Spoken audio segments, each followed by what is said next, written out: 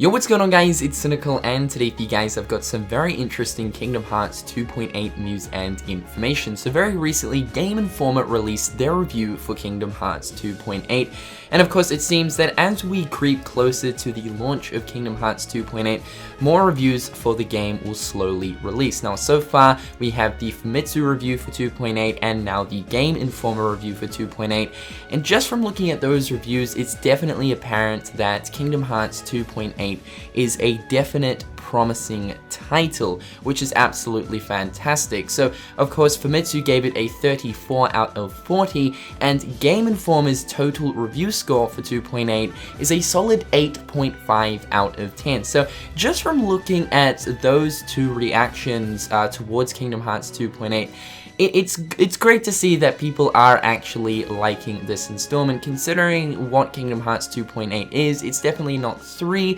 but it's something to of course set up Kingdom Hearts 3, and for a setup title, I think it's doing pretty damn well. However though, with inside of Game Informer's review for Kingdom Hearts 2.8, they have a few interesting things to note about this title, so we're going to go through those 3 things today. Hopefully you guys enjoyed today's video, and let's get into it. So the first interesting point that Game Informer mentioned was the fact that at the end of 0.2 Birth by Sleep, there is apparently a very lengthy cutscene that directly connects to Kingdom Hearts 3, and they presume that that cutscene leads to the very start of Kingdom Hearts 3. Now of course originally 0.2 Birth by Sleep was actually part of Kingdom Hearts 3, but due to the fact that Kingdom Hearts 3 really just contains that much content and whatnot, they decided to split it and turn it into its own title and name it 0.2 Birth by Sleep, and of course put it in Kingdom Hearts 2.8.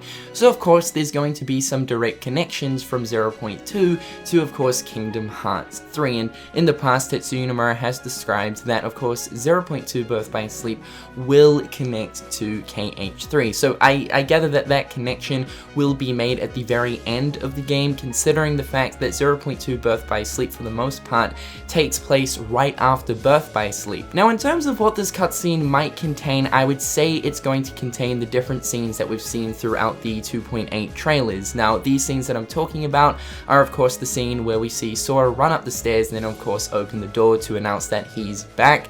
Also the scene where we see of course Riku and Kairi having a conversation with Mickey and Yen Sid. So I would say those two scenes will sort of connect together, and I would say it would probably be a conversation of exactly where they're going next, which obviously connects to Kingdom Hearts 3 because of the fact that we know that 3 will be mainly focusing on Sora, Riku, and Kairi. Honestly though, this has me extremely freaking excited. It's crazy to think that we're getting very close to the beginning of Kingdom Hearts 3, and of course 2.8 really is the setup for the game itself, considering the fact that it is called Final Chapter Prologue. Tetsuya Nomura has also mentioned that at the end of 0.2 Birth by Sleep, Aqua will be saved, and there's a lot of theories and speculation going around as of right now towards the fact that Sora might actually be the one who actually saves Aqua, so that also might be some sort of an event that actually occurs at the end of 0.2 Birth by Sleep, and then of course from that transitions to the start of KH3. The second interesting point that Game Informer mentioned was the fact that in 0.2 Birth by Sleep, critical mode must be unlocked. Now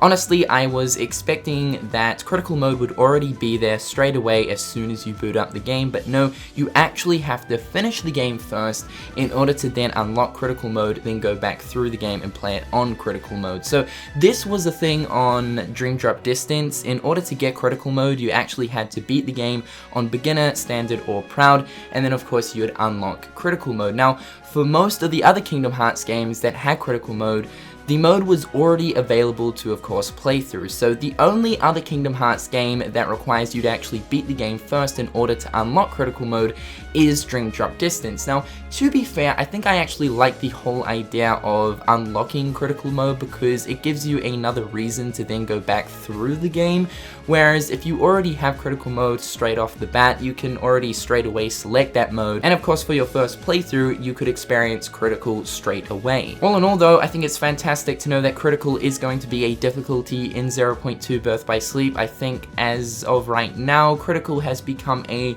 staple point in the difficulty settings for Kingdom Hearts, so honestly I think it'd be kind of weird to have a Kingdom Hearts game nowadays without critical mode present.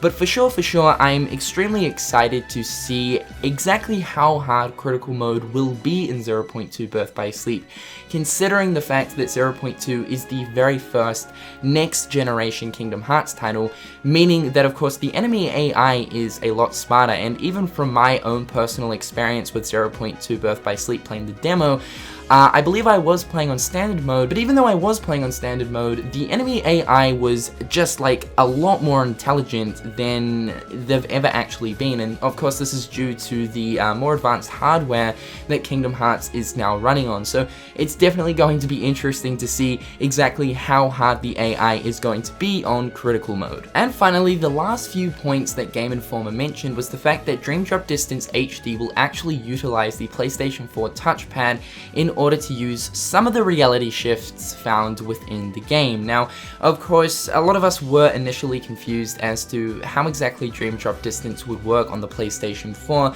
just considering the fact that, of course, the 3DS version utilized the touchscreen in order to use a lot of the different functions in Dream Drop Distance. Now, of course, the PlayStation 4 actually has touch functions on the remote itself, which is always good, so a lot of us were kind of thinking like, will they still use the touchpad, or will they actually just use the button presses on the controller itself? So it seems to be that like a few of the reality shifts will actually utilize the buttons on the controller, whereas other things throughout the game will indeed actually use the touchpad. So I'm kind of glad that they're going for like a mixed style here. I would say that with some stuff, it's just more suited to use button presses in comparison to using the touchpad, but with other things, it still feels natural to use the touchpad. So I think that's fantastic. I like the whole idea that there are still touch controls in the game, even though it's on PlayStation 4.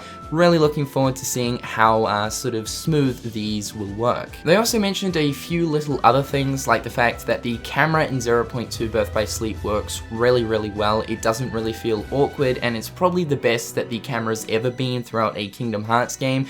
I think that's really good. I've, from time to time, always found that the camera controls throughout the different Kingdom Hearts games can sometimes feel very stiff and sometimes awkward, and I've definitely been in situations throughout different Kingdom Hearts games where the camera has actually like screwed me over within combat. So it's really good to know that the camera is pretty damn smooth in 0.2.